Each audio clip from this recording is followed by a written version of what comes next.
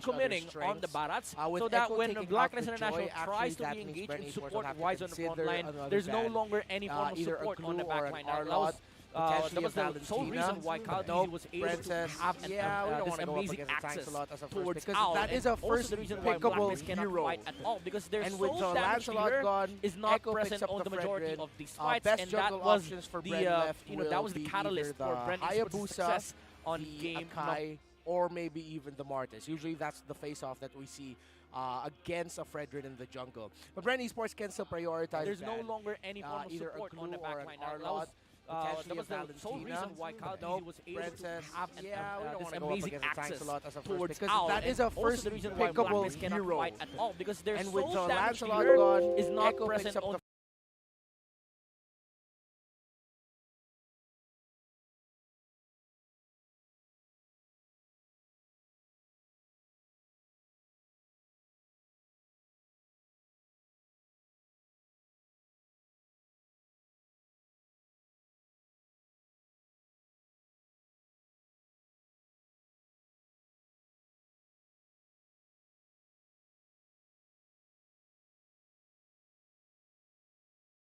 Claude and carry, but the Claude is just so good against a Faramis and against a Clue. But it's an Eve and a Lapu Lapu. They're going full comfort right now. This is an Echo lineup that we have seen time and time again, especially in the regular season.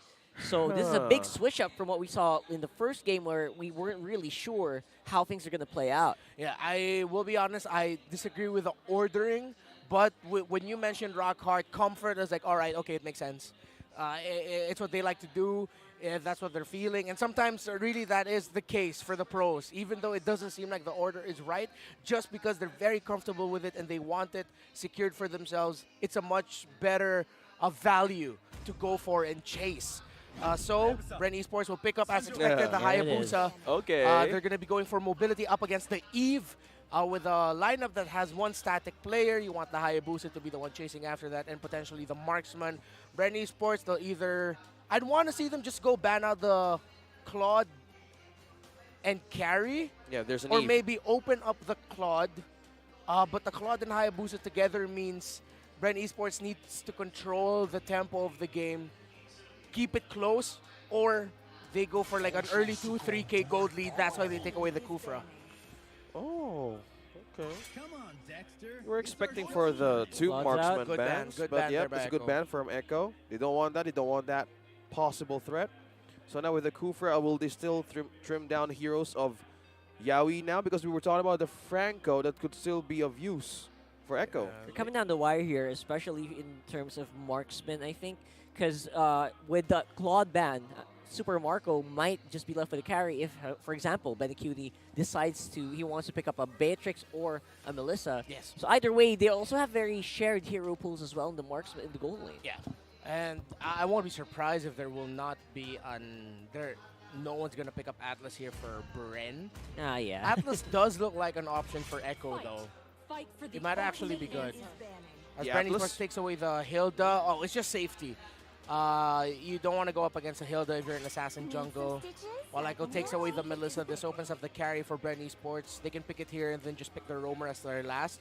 However, we still have to consider that this Faramis might be the Roamer, and then Bren Esports will draft another mid laner later on, just so that they can have more magic damage, because that's what they're lacking right now, magic.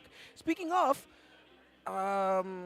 Super Marco, if he feels like it, he could go Nathan, but it doesn't seem like I love the that. safest choice. The Nathan pick has been played around by a lot of teams, or they've been thinking about playing it. Yeah. And the times that it did come out in the regular season, it felt kind of hard. So I wonder if this is the time to do it. Maybe. I mean, the Minstar Gold Lane, man, we saw that yesterday. When I saw that, I thought anything can happen in these playoffs. Yeah, either one of them could pick it up, but we haven't seen a win Still a here. But the Beatrix goes back to Super Marco this time. And that forces the carry onto Benecuti, I think. Yeah. Unless you want to pick Brody, which might not be the most optimal pick in this case. Unless Echo really just wants to make sure that he has a stun for... Because we know Kyle TG is going to be looking for Benny. Or late entry Benny and Sanji and just look for them. Brody might be safe. Oh, nice swing there. Okay. Against a Faramis, Akai is a beautiful pickup. Although this still might even be a roam Akai. It doesn't necessarily need to be a jungle. Oh, it's a Lunox! Lunox gold lane there. Okay. Coming in from Echo. This is mid to late game. Echo's going to be buying time while Bren Esports, they scale a little bit faster depending on the early game performance of a Hayabusa. Mid-laner here will be crucial. Farsa is not a good option here. They might even be thinking, this is going to be a different mid-laner. Did we just run out of like really good gold mid-lane picks here? Yeah, they went in for the magic instead. Man. I like the Lunox pickup though. Honestly, because he's up against a Hayabusa. At least he can just use the brilliance to get on out of there. And then also avoid potentially getting grabbed by the glue. Atlas is still a possibility. Makes sense because if you're up against an early game Hayabusa, that's deadly. But Lolita. All right. Okay. It's their own pickup. So will this answer the missing puzzles of Bren Esports to go up against Echo's flexibility on their picks? It's just good that they have the Lolita for the ultimate. Of course, it helps control the team fight. Considering that they're up against a real-world manipulation, Bren Esports having a big fanning ultimate for themselves that's good for controlling will help keep the team fight a little bit more balanced instead of it just being so good for Echo because they have a real-world manipulation. Makes sense. With the lineup like that, though, they have to be a bit more proactive because from my experience being a Lolita, every time I charge it up and there's a Kai ready to push me out or a Lapu-Lapu, you get pushed back. You're going to get pushed back. You're going to get that ultimate canceled. So you have to start it off early and get your team in a good position momentum-wise. You don't want to waste it. And Brent drafted themselves in this position because they have an assassin jungler. They needed to pick a tankier roamer, someone who can give a little bit of shield, which is, of course, the Lolita, because you can't put the Faramis in the roam. That would have been way too much pressure for FlapTZ's glue, who's already up against a Lunox. Yeah. All points lead to Bren Esports, and how will they execute this one? Let's see. Let's leave it out to the pros on how they want to do this up against Echo. It's game number 2, and we're going for a start. Early invades, though, from Bren Esports here. Eyes on Yawi and Carl TZ on this purple. There's a proactiveness that we are looking for here for Bren, but they're having a hard time finding a way or an entrance to disrupt the jungler of Echo, where we see Sanji and Sanford actually securing both major entrances into the jungle. Okay. Good zoning out and good pressure showed up by Bren. So the members, the two teams recognize the importance of the scaling of the two junglers.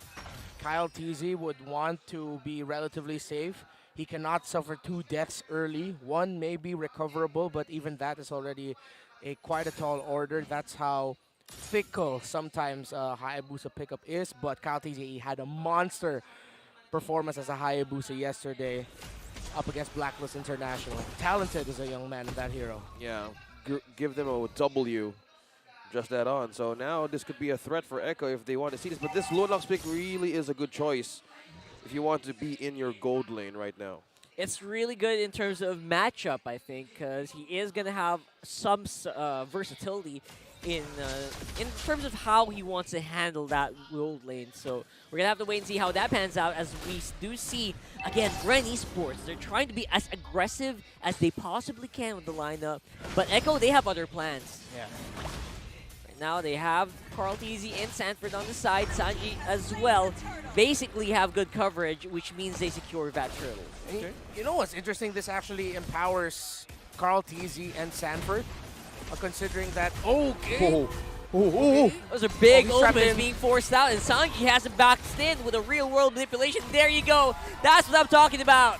There's a heavy spin that is a bane to all Lolita players all around the world. And we do see that Sanford and Sanji, they're not done. They're going to take out you as well as Ogwin. That's a double for the XP laner of Echo.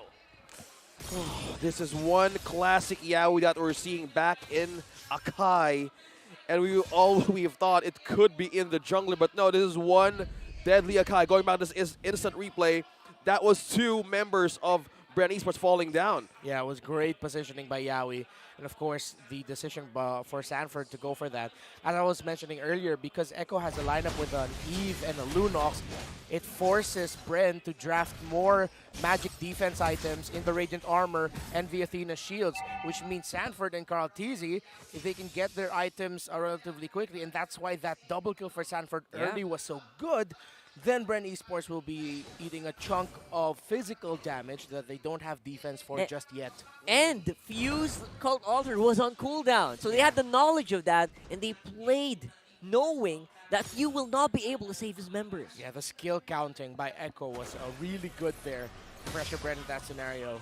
Good timing as well, but now eyes on the goal lane. Super Marco, Yawi's here! Oh, they're on the bottom. That's a very early Cold Altar coming in from the captain of Bren Esports. Not going to be enough to save Super Marco in the end. And while all that's happening, Carl Teasy also steals a purple buff away from the Hayabusa. Oh, you don't want to see that. And, you know, seeing this Akai and Lunox together, I was feeling, why does this feel so familiar?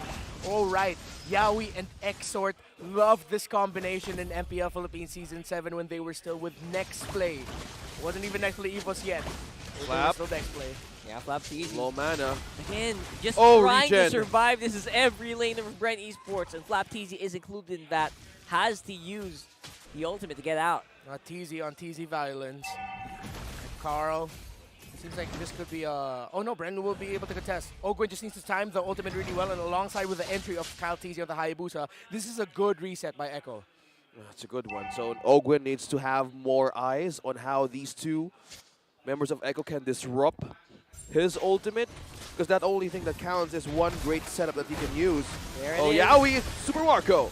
Is it going to be enough? I don't think so. Echo does not have the firepower to actually handle this, and Yawi almost got taken out there. Here's the Numinal Blast that forces the flicker out of Yawi. And Bren, they're starting to get some momentum here on the bottom side of the map, and on the mid, they're trying to play it more defensive. Okay. Okay, Kyle Teasy just pick up a Hunter Strike. Super Marco. Oh, look at that. Trapped. Look at Carl at the back. Oh, beautiful combo with Benicudi. Make sure that they take down Super Marco as well. Yeah, this is why the Lunox Golden was so good alongside the rest of the Echo picks.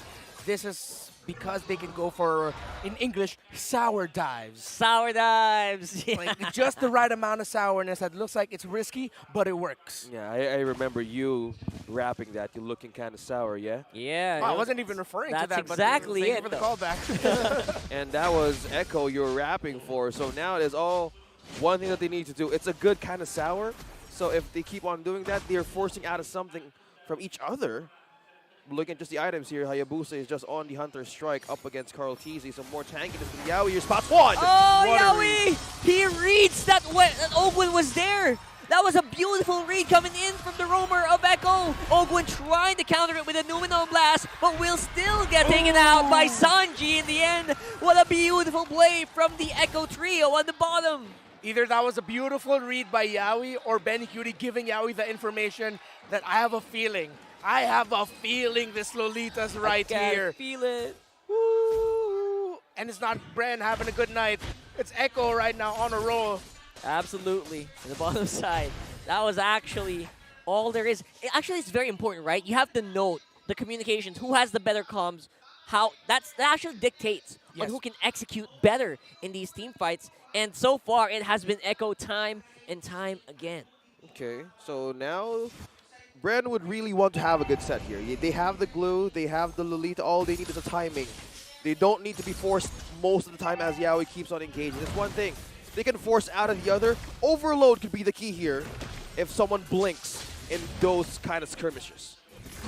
Echo right now, they're feeling it. They look mad. They look like they've learned. They look, I won't just say mad, they look pissed off. They're in this scenario in the lower bracket, and right now Bren is in the receiving end of their anger. Echo in the zone, in control, making the right calls, the right plays, not giving Bren Esports any room to breathe. All minion waves handled well. Forces a 4-man defense in mid just to make sure Echo doesn't open up the mid lane. But Echo, because of that, in that scenario where you see 4 members of an opposing team defending one turret, usually the mid, That means one side turret will fall, and Echo get that. Blade armor already built up by Kyle Teasy. A lightning truncheon, the second main item that Benicuti was able to build. Bren right now just basically in survival mode with small pickups being attempted by Kyle Teasy on the Hayabusa, but again, they're not really making that big of an impact, or at least enough impact for them to turn the tides. Exactly. Benny! Oh, Benny's on the side, doesn't really need to do any big plays as of yet. And that's just Echo exerting dominance on the jungle of Bren. But just looking at the pushes that Echo is doing right now, they're forcing Bren Esports just to answer with the clears and guide their turrets. Most of their ways is just the mid, but Kyle TZ is looking to poke on Sanji. Oh, Wants to be taunted by Ogun. It's just purely pokes here in the mid lane, trying to force out Bren Esports to answer one problem, then another. Yeah, a 2-level lead gap between the mid laner and the gold laner of Bren Esports, it's not a good sign for Bren. 2 levels is Sanji is above Super Marco. That's gonna hit 11 soon enough. And then when we saw when Sanji got hit by the sniper, took roughly only 25% of his health. So it'll still take time until Super Marco has the damage and few. Damage now is one of the main problems of Bren Esports, but they have strong counter capabilities. If Bren Esports can sustain and fight a team fight well enough for Kyle TZ to come in and clean up house with a nice shadow kill, chasing everyone with the marks, with the shurikens, that'll be the scenario that Bren Esports will be looking for. Now the big question is, when will Bren be actually ready to fight? Because I am not seeing that anytime soon. But they have to. They have to contest objectives like this. It'll be close to a miracle if Bren Esports can pull it off with the low gold gap that Bren Echo has over them. Oh, Flapteezy being in the middle of everyone. Fuse trying to spot him also as well. Flapteezy on to... There it is. Grabbing Yaoi. Should be the go signal, but Flapteezy decides, nope, that's not the time. Let's give up that Lord. Let's take a turret on bottom. And let's see if we can survive the next few minutes. Oh, Few. Forced out to flicker from him. Ogun as well, just looking for information. But Echo eyes on the mid turret of Bren Esports. Broken down, there's a push up top. Super Marco is leaning towards their winning investment for damage heading into mid-game. Wow, Bren Esports backs against the wall. I agree with you, Rockhart. Not anytime soon. Can Bren Esports find a way to turn this around? 5 to 7 minutes more, maybe. Right now, look at Echo. Clock is ticking. Echo, they're looking really, really angry once more, just boxing everyone out of that purple buff. Again, depriving the Hayabusa of that much-needed energy regeneration. Getting closer in the turret. Kyle TZ almost half HP. Man, they can't even go in front of Echo right now. And Echo, they're also being very careful, right? They're careful to just not give anything to Bren while all of this is happening. Yeah, Sky Guardian Helmet as well as in for Carl TZ. There's so much time to soak up damage, but look at that, being taunted by Flap there. Going near. This could be Yaoi. it. Flapteezy is going to be locked against the wall, even though they are locked down. With that Numenon blast, is enough to take out Sanji at least. But Super Marco on the back foot will get taken out by Carl. What a long sword you have right there. And that looks like it's going to be enough for Echo to at least eke out some advantages. It's a 4v3 around the Lord area, or around the area. And Benicuti for free from downtown. The butterfly. It was just a butterfly ended the life. The butterfly effect full on in the land of dawn. Carl Teasy, he is going insane right now. Echo, what are you doing? There's a tower still. They're still fighting under it. No, they're not wasting any seconds. Sanford going low. Oh, there it is. And at the end, the choo-choo has to make a pit stop as Echo just got whittled down. I think the biggest damage dealer there was the turret. Yeah, with how long Echo was standing under there. As Flap and Carl continue to hug it out. Few and Super Marco nearby. How long is this Glue ultimate? He's been there for like, what, 30 seconds? That's like the third time, and they're just going in non-stop. This time around, it's the Bees for the revenge play. Kyle Teasy on the side. He's trying to look for an opening, but will decide to back off for now. Oh, man, Echo. Oh, my goodness. Float like a butterfly, sting like a Benicuti. But they overstayed their welcome under the turret of Bren, giving Bren an opportunity to get a second wind. It wasn't the big breath of air, breath of fresh air they were looking for, but it's enough oxygen to give Bren a second life. It was something at least, It right? was something. It was good. It was good for Bren Esports. And that butterfly, that's one thing that scares me now. How did it manage to just end the life of that 3/4 of an HP? This is why, ever since I was a child, I've been scared of butterflies. I don't want to get near close to any of the butterflies there. But in this game, you don't want to be near mengikuti right now. And on to the damage, they need to be secured at how they can solve this defense. But on the other hand, Echo, Carl Teasy secures the Lord. That's an interesting decision there, because at the very least, I would think Kyle Teasy would try to steal it with something, but he decides to just wait that out. He gets caught out! And he will get caught out in the end by Echo. And that is a 4v5 for the next 36 seconds. Controlled was the ninja. Hayabusa falls. Divine Glaive already on the hands of mengikuti, picked up during that Lord take. And right now, Echo can just continue this. I will be surprised if Bren holds on, but Bren Esports showed yesterday that they have the ability to. The question is, in this game, in this scenario, do they have the lineup to replicate that with the lead Echo has? It's sketchy, but it's possible. Yeah, Carl Teasy, he's actually between enemy lines, or behind enemy lines rather, but he is fighting it out. He's trying to clear some minions on the side, with Flap Teasy actually being put very low by mengikuti as well. No minions available on the bottom and the middle. It's the top with a Lord push. Carl Teasy holding that siege minion, allowing Echo to maybe break the mid turret, but no, Bren Esports still gets to clear the minion waves. Look at Carl, the enforcer right now for Echo. He needs that siren. He's just going boom, boom, boom, and that's able to actually clear it in time. Oh, the slow from Sanji is massive. Forces so many flickers out of Bren Esports. Amazing placement of the Void Crystal, but now they're outside. mengikuti's on the bush. Nobody spotted him. Oh! Kyle Teasy smelled something out of that. The much-needed takedown on mengikuti. Finally, Bren Esports, they're getting something. They're able to do a sort of offensive against Echo. Even Sanford will fall with the help of few. Bren are finding a turnaround. A snipe, a super snipe from Marco. Did Echo overstay their welcome? Being on the brink and destroying the base of Bren Esports. The Bees, the Hive, they're alive right now. They're pushing in the base of Echo. Fuse Clutch Gene, the Hall of Legend inductee. Coming up big for Bren, the save onto Super Marco. And of course, Kylan and Profilin is the jungler of Bren Esports, finding mengikuti in the right shrub with his own shadow. He tossed out the shadow, and it just found the perfect angle to get into the shrub, to get vision. He went in, he checked, he found Benny. Echo's game plan there hinged on mengikuti being able to get his combo off as the Lunox. Kyle Teasy stopped that. Amazing performance onto Few, our two-time Philippine representative for the MLBB division for the Southeast Asian Games. Now they're on a roll to bounce back up against the world champs. Flap Teasy grabs one on Sanford. Kyle Teasy though. They're looking for Sanji. I think Sanji looks like he is the one that you need to target if you're Bren Esports.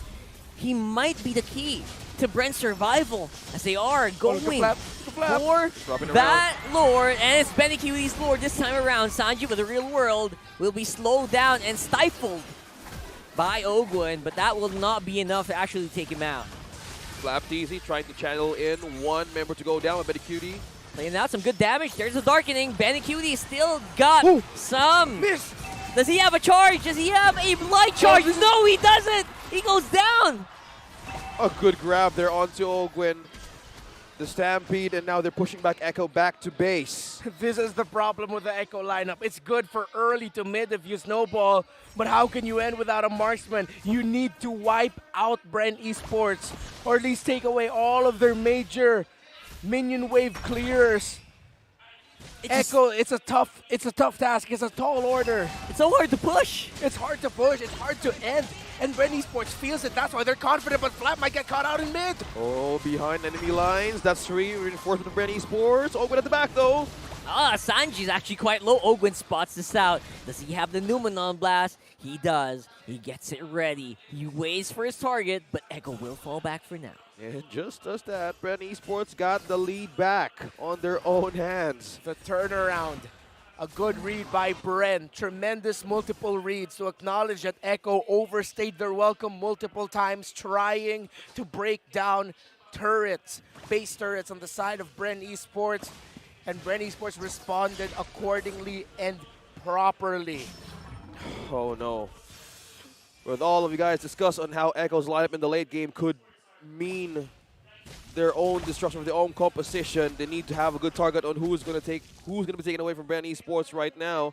But most of them is slippery and has one way of escaping and engaging one or the other. Few, on the other hand, even on the gold. KaliTZ and Super Marco are back on 1 and 2 by just looking at their earnings right now on the draft.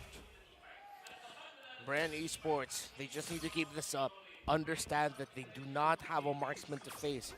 mengikuti, when the darkening is gone from that Lunox, they can fight, and they should fight. At this point, they've been able to build up enough items to handle the damage that KaliTZ and Sanford, Benny, and Sanji can dish out. They just need to play their cards right. KaliTZ needs to continue to be patient with his entries. Be the sweeper for Bren.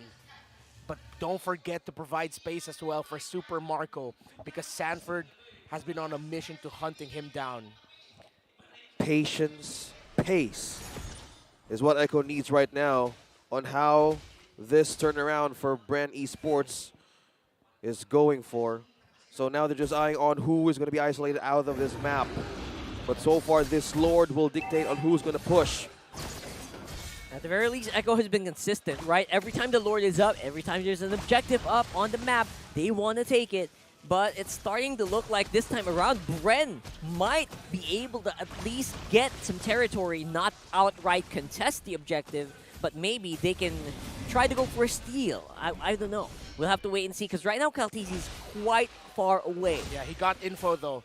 Bren Esports know where Yawi and mengikuti are. KaliTZ's shadow provided that for Bren. Okay, they see Flap. Where is the rest of Bren Esports? That's a big question on the minds of the Echo squad. And they are here with Conceal on the side. The Lord is pretty much on the Bren territory.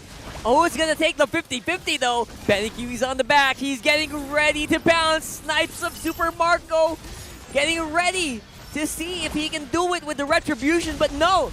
Echo, they're done. Oh, they're done giving space. The real world is down. The Lolita's Numenon Blast is up. And there goes Yawi, trying to look for KaliTZ, but he's gonna get the Lord, as you can see.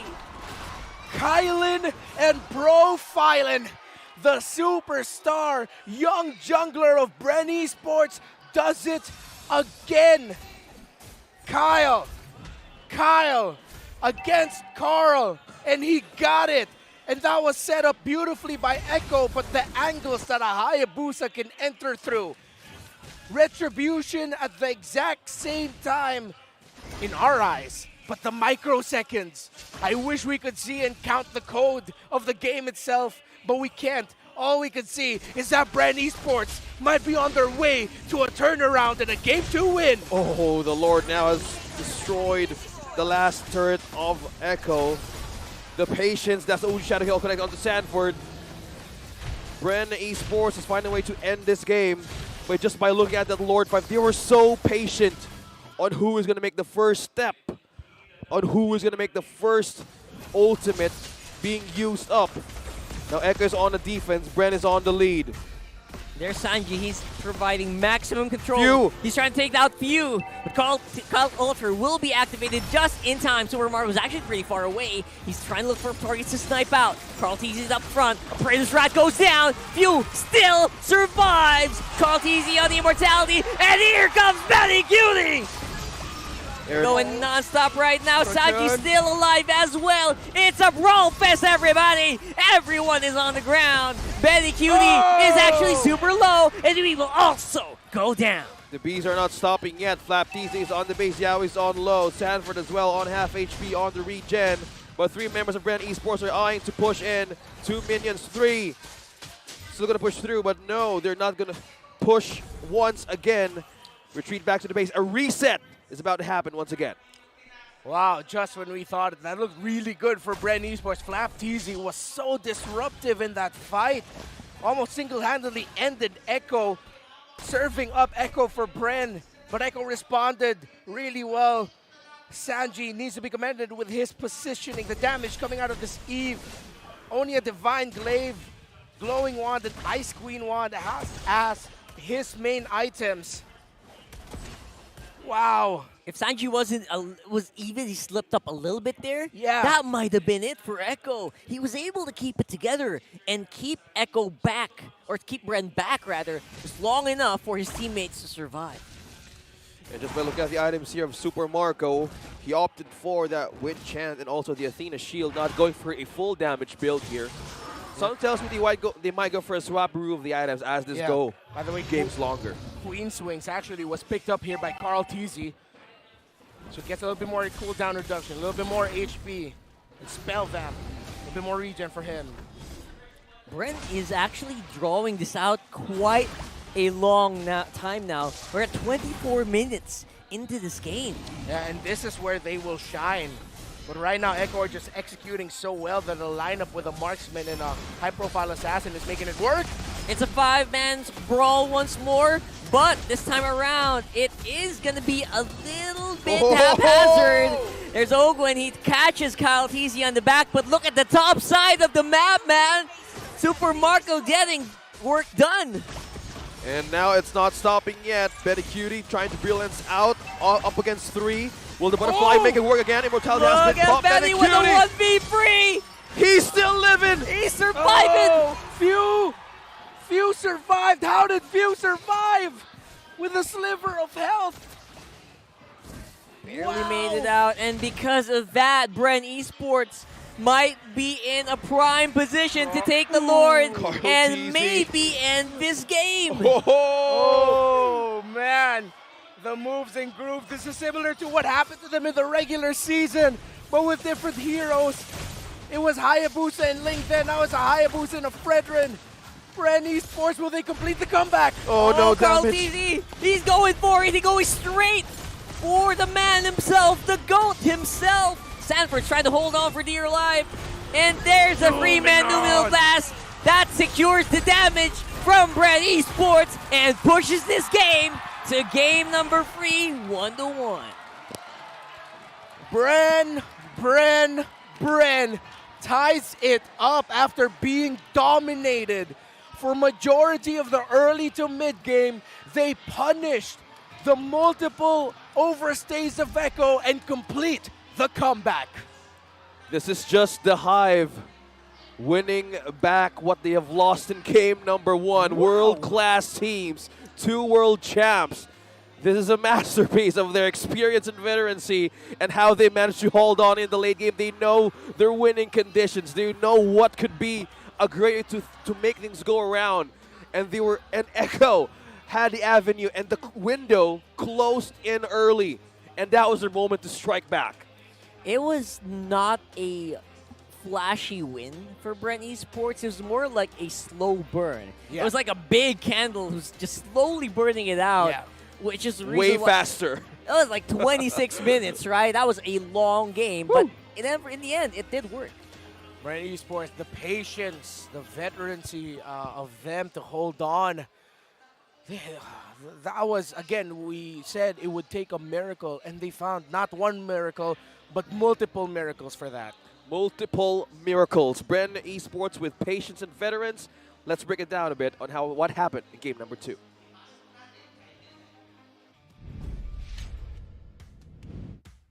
Wow, hindi talaga papatalo ang mga world champs dito sa ating lower bracket. Again, Bren Esports taking game number 2 against Echo, bouncing back from their defeat on game number 1. Ngayon, paano nga ba nila ginawa ito? Ito ang ating idadaysek dito sa ating analyst. Ano nga pala si Midnight. And Bren Esports, this time around, sila naman yung medyo nag-divert sa kanilang comfort. And si Echo ay bumalik sa unang comfort nila, which was yung kanilang mga mage gold lane. Kumaga parang ang gusto ng Echo dito is palaban lang na talaga ng palaban. Gusto nila makuha yung early game tempo para ma-maximize nila yung lead and mag-transition sila to a mid-game momentum. Pero ang dilemma is, nabanggit ng ating mga shoutcasters, mage gold lane ang hawak nila. Meaning, yung tower damage ay talaga nagkukulang. Hindi naman tutulad nila Harith na natural tower taker. Lunox is a team fighting hero. Ang mangyayari is, kapag nagkaroon ng clash, talagang required ng Echo na labanan ng 5v5 ang Bren Esports and required silang manalo para magkaroon ng conversion towards objectives. And si Bren Esports naman ay normal yung kanilang lineup. Meron silang Beatrix, which is also decent against Lunox, even though hindi na maximize ng Bren Esports yung lane na yun. Kasi usually, you'd see Beatrix taking over lanes against the Lunox. Pero ang ginawa ng Echo dito is kinontrol din nila yung momentum na pwede nila makuha sa gold lane by visiting there ng maraming beses. Pero si Bren Esports talagang nag-relax lang. Chill lang sila dito. Chilling lang kasi sabi nila, guys, relax lang kayo. Gold lane mage yan. Wala silang tower damage. Kaya makikita natin dito sa post-game stats yung mga importanteng item ng bawat kuponan. And I would say, critical mass dito, yung lock item glue ng Bren Esports. Kasi si Flap TZ na yung naglilimit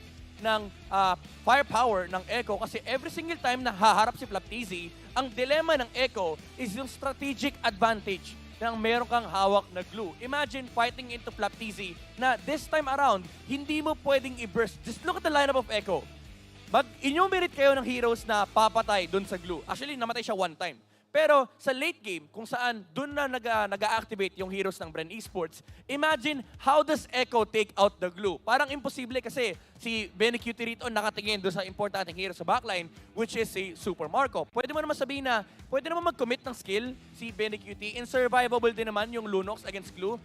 You will be right. Pero ang problema mo kasi is yung sustainability ni Flap TZ, it allows for Bren Esports to buy time and look for possible engagements. Kaya napakataas actually ng team fight participation ni Flap TZ. Actually, siya ang pinakamataas na participation dito sa entirety ng ating game kasi lagi siyang nasa unahan. Parang pagdating ng late game, it was Echo versus Flap TZ. And ang result nito is one time nakakuha ng Lord Steel si Kyle TZ and dun na nagkaroon ng momentum din ang Bren Esports kasi sa late game, mas nagagamit nila yung lineup nila. Kumbaga, by individual plays, mas na-enable ng Bren Esports yung kanilang mga heroes. Kyle TZ is able to split push against Echo kasi si Echo hindi naman pwede mag-split. Kailangan nila mag-group up para mag-prep ng team fight versus Bren Esports. And yung may iwang apat, protektado sila ni Few with the Cult Altar and of course Super Marco always standing on the back line. Kaya naman ang MVP ng ating game is none other than the ex-billionaire Bren Esports Flap TZ on this glue. I would say smart positioning every single time. Napakalupit ng kanyang ginagawa. And again, yung strategic advantage na merong glue, may mga team fights na sinisimulan ng Flap TZ na naka-split-split kagad. Why? Kasi kapag naka-split-split ka kagad, yung Echo mag-iisip, guys, may matatalanan to. May masashampoo. May masasabunutan sa atin. And if you're mengikuti, alam mo ikaw yung primary target. Ikaw yung hinahanap ni Flap TZ rito, ikaw yung sole target ng Bren Esports. Kailangan mo maglumabas kagad. Kahit anong bushman yung hawak mo, syempre yung Echo, para hindi makita yung Lunox, didikitan nila si Flap TZ. And in turn, kita ni Flap TZ lahat. Nakikita niya lahat ng heroes, nakikita niya yung vision na kailangan. And that means, kapag kita mo lahat ng heroes, makakapag-dictate ka, oh guys, Kyle TZ, pwede ka mag-split push. O Super Marco, nandito yung papatay sa'yo. Baka gusto mo lumigod-ligod ng konti. So, it allows Bren Esports to have this plethora of options pagdating ng late game. Kasi yung gustong gawin ng Echo, it's one-dimensional. Tumangke si Carl TZ sa may frontline and pasukin ng ibang heroes yung backline. And it works nung early game. Again, as we can see here, kasi si Echo yung nag-control ng majority ng early to mid game natin. It's the nature of their lineup. Malakas yung hero sila. It's a lineup that can be utilized in the mid game kasi meron silang team fight advantage. And yung mga power spikes ng mga heroes na to, basically ang hinihintay is yung cooldown. Lumalakas lang lalo yung mga heroes nila when it comes with items, pero wala sila nung natural physical damage dealer like si Super Marco on the Beatrix na kahit wala skills, lalaban. Basically, HP lang ang puhunan ng Bren Esports and of course yung purple buff or yung energy ni Hayabusa. Yun yung nagiging dilemma ni Bren Esports. Pagdating ng late game, hindi na kasi ganun kalaking problema yun. So, basically, nagkaroon ng timer ang Echo. Kumaga may ticking time bomb yung Bren Esports dito. Kailangan matapos mo kagad yung game. Pero again, same with game number 1, ang inherent problem ng lineup ng Echo is that they don't take towers that well. So ang win condition ng Echo rito is for you to take out team fights, get clean victories, maybe win as 5, di ba? Ma-wipe out mo yung Bren Esports. Pero hindi natin nangyari yun. Ganda rin ang disiplina ng Bren Esports dito. Every single time may chance sila na mag-disengage, magdi-disengage sila. And ito yung moment na nahuli ni FlapTZ. Yung pinaka-importanting target sa mapa, natalunan niya si Benny Cutie. Dito nahinto yung momentum ng Echo. Although napakaganda rin itong play nito, by the way, tinamaan ng Appraiser's Wrath ni Carl TZ si Super Marco. And na-realize si Benny Cutie, mapapatay niya kagad yung Beatrix. Hindi na nga actually nakareact si Super Marco. Tumalon siya kagad with the flicker and yun yung naging importante kill over the Beatrix. Pero again, nasa part na kasi tayo na late game na. And nagmamatter na rito yung mga Winter Truncheon, yung mga Immortality, and yung ginagawa ni Flap na siya yung nag-i-split sa Echo. Kumaga hindi lang yung sarili niya ini-split niya, pati yung Echo nag-i-split-split dahil sa ginagawa niya kasi nagtatakbuhan lahat. And what Flap TZ provides for this team is again, number 1, vision, and yung pang-attract ng attention. Kapag nakita siya ng Echo, nagtatakbuhan sila. And pati na rin si Benny Cutie, kinakailangan niyang tumakbo. Basically, shutting down the only single win condition of Echo. So parang ideally, pag inisip nyo, yung win condition ng Echo was shut down by a single hero. And that was done by FlapTZ on the glue. Kakaiba, yung naging game number 2 natin, pinakitaan tayo ng world-class discipline coming up from Bren Esports. Sige natin kung ano ba yung magiging resulta ng game number 3. Pero bago lahat, kausapin muna natin si Mara Aquino. Nasa na ang mga Echo fans? Kasama natin dito ang mommy ni Yawi and Carl TZ, mommy Karina, and mommy Ya, pero sabi mo, tita Ya na lang, tita Ya, and of course, beautiful sister ni Carl TZ, Sandra. Okay, naku, eto po, nag-one all po tayo. Kanina naririnig tayo mo, Lord, Lord! Kinakabahan po ba kayo ngayon? Hindi naman po masyado. Konti lang. Konti lang, pero kanina si Mami, Lord! Kayo po. Kinakabahan actually, kaya nananahimik ako dito. Okay, kung nakita niyo po kanina yung mukha ni Yawi, di ba? Nakita niyo yung mukha ni Carl TZ. Moms know best. So, kung mata-translate niyo po sa amin, anong ibig sabihin nung expression nila kanina? How can you describe what they're feeling or what they're thinking? Siguro, parang kita ko kay Yawi kanina, kay Ethan. We call them Ethan kasi. Ethan pala si Yawi. Ethan siya. So, siya, kinakabahan na, hindi naman kabado, parang bawi tayo, bawi. Kaya natin to, pero when nung natalo, medyo, bawi tayo guys. Gano'n lang naman siya. So ngayon tatawagin na namin si Yawi na Ethan. Ethan na ang tawag namin sa'yo. Kay Carl TZ naman po, kung mababasa nyo yung mukha niya kanina, ano pong ibig sabihin ng expression? Siguro i-compose na ulit yung sarili niya and yung team niya para mabawian yung kalaban. When they're both under pressure, how can you describe how they are pag nape-pressure sila? So syempre, laglagan po ngayon. So, kailangan, they have to do something fantastic. When they're under pressure, how are they? Si Carl? Nakikita ko lang naman kay Carl, umiinom siya ng tubig. Tapos, may times na na nanonood siya ng anime. Yun, ganun lang yung ginagawa na nakikita ko. Para kumalma siya, iinom siya ng tubig at manonood ng anime. Si Yawi naman po. Si Yawi naman, pag like kahapon, sa nangyari. Ano po sa nangyari? Nadalo sila, nakausap mo? Yes, I was at the backstage actually yesterday. Tapos, ganun siya pag natatalo, lang siya, tahimik. Tapos, ang utak niya, naglalaro sa utak niya anong nangyari. Tapos, he tried to analyze yung game. Tapos, kakausapin niya sila, coach, anong nangyari, ganyan. Tapos, na siya, balik na siya ulit, focus na ulit. And, tuloy ulit sa anong plano the next game. So, nakausap niyo po siya kahapon? Yes, Ano pong pinag-usapan niyo tungkol dun sa pagkatalo at papunta dito sa game?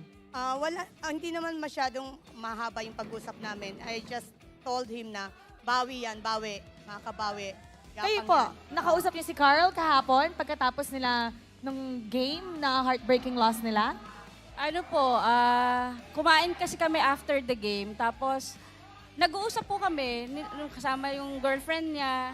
Tapos, tinatanong po siya na ganito, ganyan. Ayun. Ano pong payo niyo sa kanya? Keep focus. Tapos, tuloy lang yung laban, anak. Alam kong kaya ninyo. Yun lang. Okay, how would you Kaya nila describe yung laro nila nung game number 2? How can you describe it? Sayang. Sana. Kanila na Oo, sana. lamang mami eh. Oo, lamang na sila eh. Marunong kayo mga mami. Lamang na eh. Kayo po, di ba parehas kayo? Naglalaro po ba kayo? Hindi ako naglalaro, pero... Pero alam niyo lahat ng mga heroes na ginagamit nila. Yes. Okay, alright. Let's check this out. Maglalaro tayo ng game. Kailangan mag-name kayo. Kailangan mo mag-name kayo ng mga heroes na ginagamit ni Carl at ni Yawi. Game. Okay, bato. Kung sino mauuna. Okay. Bato. Pick! Mauna ka. Okay, Ako. go.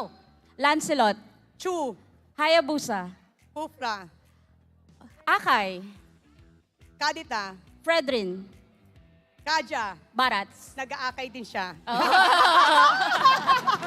Palakpakan natin ang mga mommies! Palakpakan natin sila.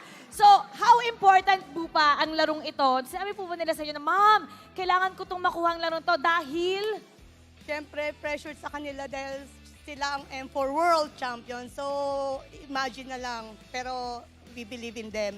I told them to just believe in themselves and believe in their teammates. Kailangan Yes. nila ng energy right now. They Yes. need to hear your support. How about kayo po ang magpa-cheer sa mga Echo fans? Go ahead, mommies. Echo lang! Echo loud! One more time! Echo loud! Echo proud! Kayo po, sabay po tayo. Casters, pasok. Casters, pasok.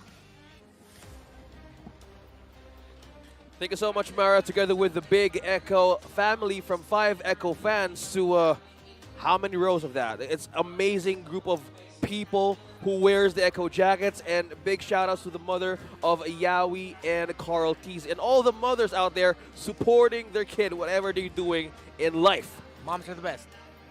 Thank you, Mama. So right now, going back to our action of the day, Hanabi Moonlit Ninja is now available. Join the Moonlit Wish Draw and stand a chance to get it. I hope I can. You can enjoy a discount of 50% off for the first draw 10 times and a first daily draw of 1 times draw. Discount will not be applied when you use All-Star Promo Diamonds and Moonlit Wish Token. The draw event will last until May 8th. That's, what, 2 days away? So make sure you get it right now if you are a main Hanabi user. Are you guys using it right now? No. I already have it. It's pretty good. Oh yeah, it's automatic. Wow, what a flex, Rock Hard. But How I much did already you spend? have it. The reason I say that, I actually wait every day. There's like a 50% off. Oh, every that's day. smart. One Smart. draw, one draw, one draw. One draws. You know, Alright. Tactics. budget tips. The reason I say that is Hanabi is actually pretty good right now. Pretty underrated. You guys should try it out in your ranked games. Hopefully someday it will reach us here in the MPL, but for now, let's find out which picks are actually going to get taken out here. I myself do not use Hanabi, but she is my main. How does that make sense? Just think about it. Red Esports said we still really do not want to go up against that Yuzhong. They take it out. The last time we saw Bren Echo, blue side, red side. So it's following the same banning patterns currently. Last time Echo was here, they banned the 1-1, the Joy. Faramis was their third ban earlier. Earlier for Bren Esports, it was a Fredrin. Might be a slight adjustment there by Bren, and it is. Actually, no, that's a major adjustment. You take away a Kadita. Could have been in the mid. And because of this, the option for a Franco pickup for Echo is still possible. They'll just need to change the pick to pair with that Franco. If it's going to be a Franco again for Echo, it's going to be a Franco and Beatrix. And then the mid lane will just have to be another mage. Usually a Farsa is the pair. But I wouldn't be surprised if they pick up an Eve. Echo here. Will they ban out the Faramis again? Or will they take out the glue? Will they take out something else? It is still the Faramis. It's like a bait for Bren Esports. Go ahead, pick up the glue. The Faramis is gone. But that means Echo will be able to get 2 strong power picks. One last. Bren Esports. Go ahead, pick up the Lancelot or Arlot. Thanks a lot, first pick or Arlot. You know what? In the last draft, Arlot was eerily absent. He was floating. He was out in the air for... And both teams are... Yeah, you're right. It's interesting, right? And nobody took it. No one banned it. No one picked it. What is up today? Because in the previous days, people were fighting tooth and nail for it. Yeah, is Arlot on vacation or something? Oh, there Oh, he is. Finally. He's back. There you have it, He's Russell. back. Okay. He's back from his finally, you guys vacation. picked me. Look at that, a 59% win rate. Yeah, I think Arlo just came from Siargao, bro. That's all. Yeah, that's how good things come out of that island, especially if you're good vacation. Yeah, spend it on vacations. Maybe some of our bros out there in the caster desk will have a chance to visit, but now it's Lancelot. Back again on the game number 1 on the priority for Carl Teasy. Will this be a mage hero for this one? They can pick up the Valentina or the no, no, still the glue. That's an interesting priority. Maybe seeing how Flapteasy played that way too well and slow down their progress. Yeah.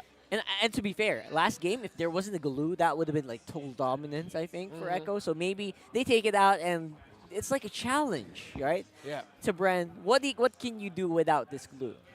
I wonder if they'll pick up an Eve and Lapu here, or no, yeah, they don't need the Lapu. Rather the Eve and the Claude is what I was thinking about. Claude it up, boys. But that's gonna be too time and item dependent. Fanny boy. So they go, all right, the Fanny's still available. That's why they pick up the Kufra. Yeah. But the Cho is still available here. They have to pick it up, right? Because if they don't pick up the Cho, that Bren's going to ban it out. Or the Franco. Franco still looks good. I also personally use that against Fannies. Yeah, that's a pretty good one. Yeah. How about a Mincitar? On the gold lane, they're going to be lacking the basic. They're really going to need to take out the best possible marksman. And you know what?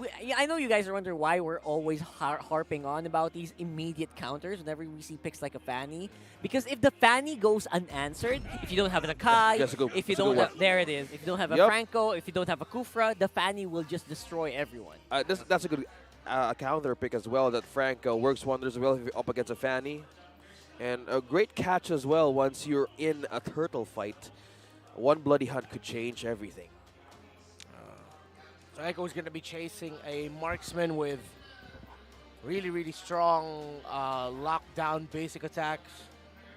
Carry will be fine. Brody will be great. I honestly love using Brody up against a Fanny.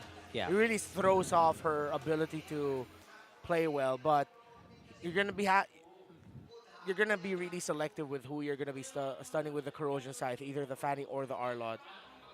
The initiating, you have to basically disrupt the combo with the Fanny. Yeah. If you want your team to really dominate on the flip side. And this time around, that might be, I think Marksman is going to be the big commodity in these bans in the picks. So look out for these carry bans. Look out for the Claw's already banned out. Look out for the Beatrix bans maybe. And hope that the Brody will be enough in these scenarios. Yeah, if two heroes of Bren Esports has so much means to escape, why not use the element of the Brody to let them all in? If you have a good, laning stage as one way to answer, to break them down a bit. So, Marksman bans, Beatrix and Claude. Carry's still open, Brody's still open. If they play their cards right, Echo might actually be able to ban themselves in. Ban the right heroes into a scenario where they can pick up a Leslie. Among the planes exists Okay, the equilibrium. it's either the Leslie or the Brody. Yeah, we're seeing it. They were hovering it over as well on the camera, so they're already planning ahead for the Marksman. They're deciding, okay, guys, who are we gonna give away and who are we gonna take for ourselves? Yeah. Because if ever they're gonna be if ever Echo will not pick up the carry and think about picking up the carry, they can just pick up a really good mid laner here or the Leslie. Oh no, okay. Safer is that they do pick up the carry, so that their glue is fine. Also good last ban though, the Eve.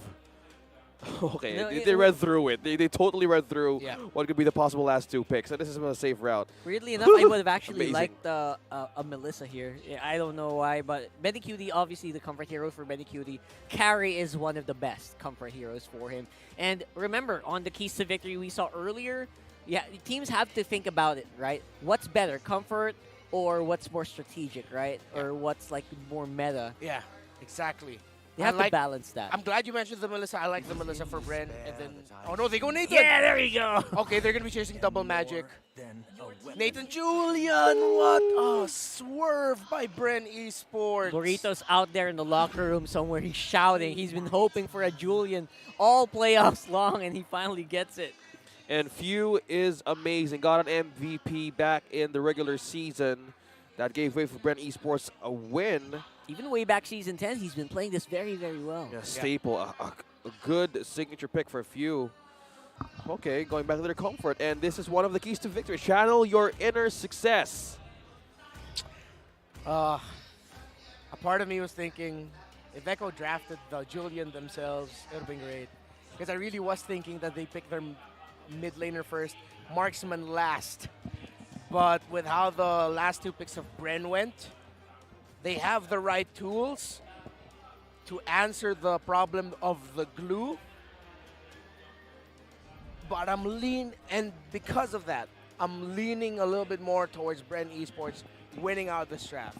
Like 65, well, 50, 50, 55, 45 Bren Esports. Ah, there it is. Oh. There goes the spicy numbers that we were looking for. Yeah. So I kind of agree. Yeah, Raptor has a draft or even a graph on how the winnings and picks are going for. But look at that. Oh, early engage and invade rather on the purple of Bren Esports there from Echo. Yaoi almost half HP. What happened? Why is Yaoi super duper low? Something happened there that we did not see. So at least for the meantime, that just means that Kyle TZ is going to be relatively safe in the early game, so he's probably going to reach that level for that sweet spot where he will go and assassinate people on the lanes. Faster rotation could be the answer of Echo here.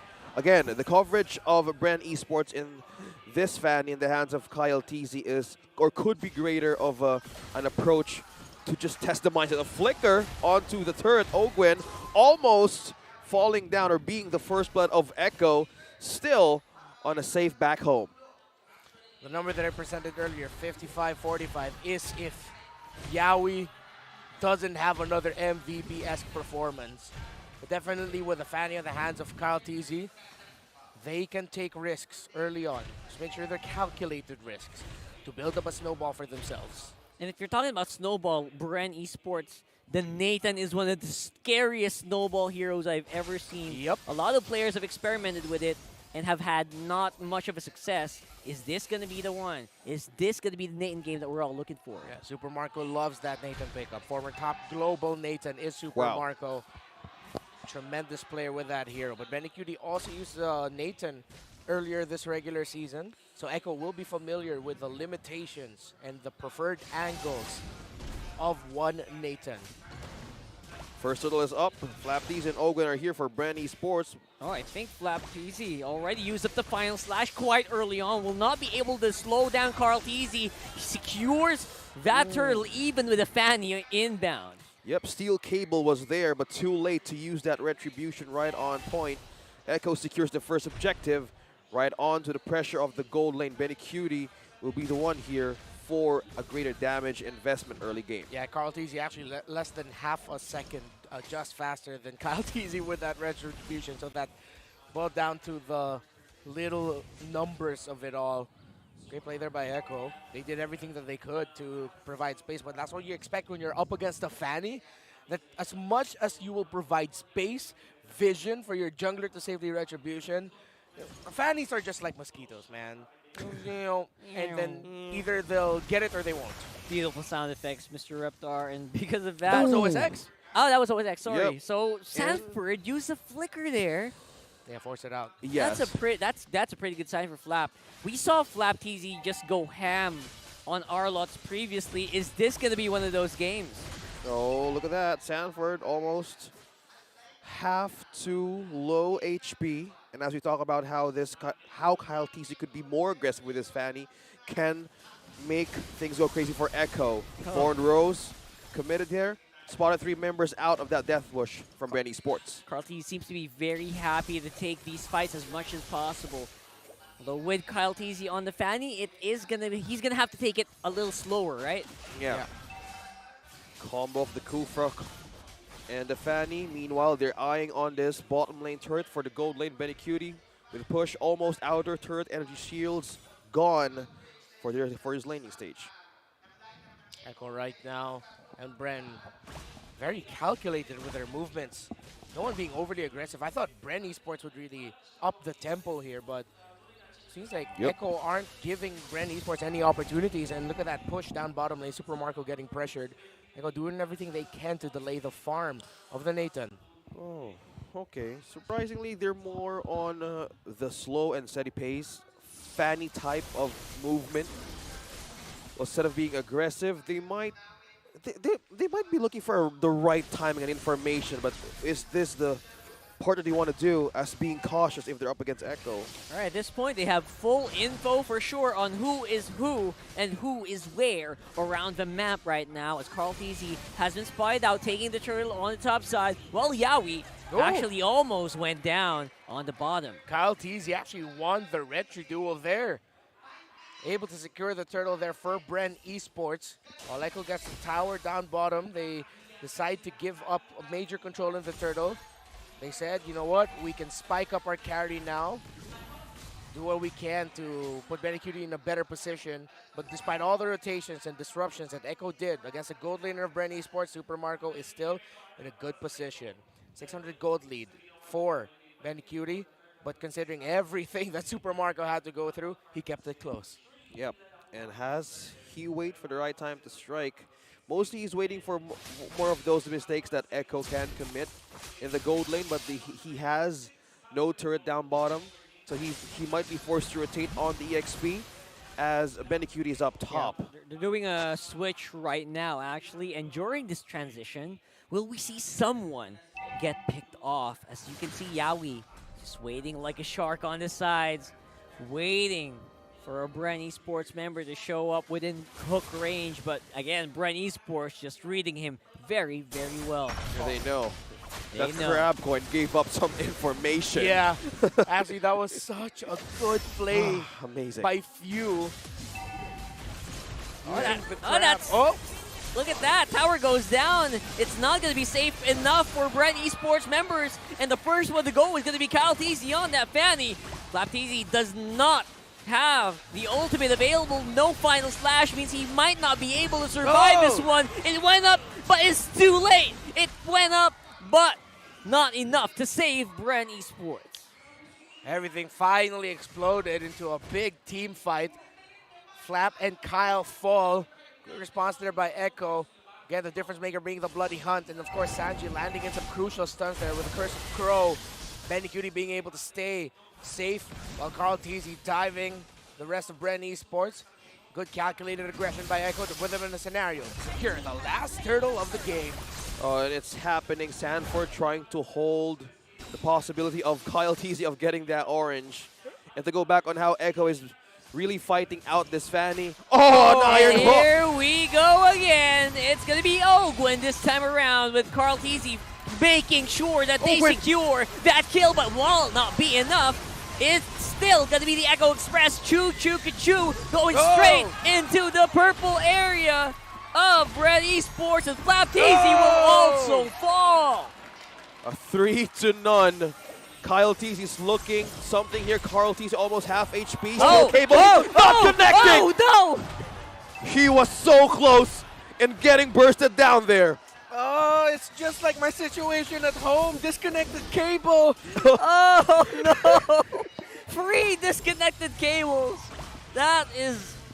Oh, that's not a sight to see. That's not a good sight to see if you're a Bren fan right now.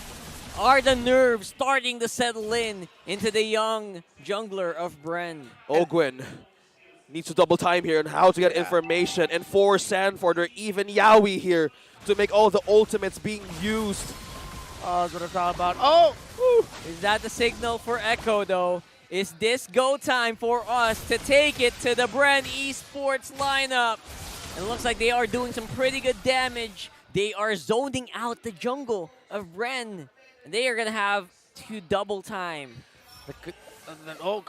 Kyle TZ, I thought whoa, now everyone's watching. Whoa there.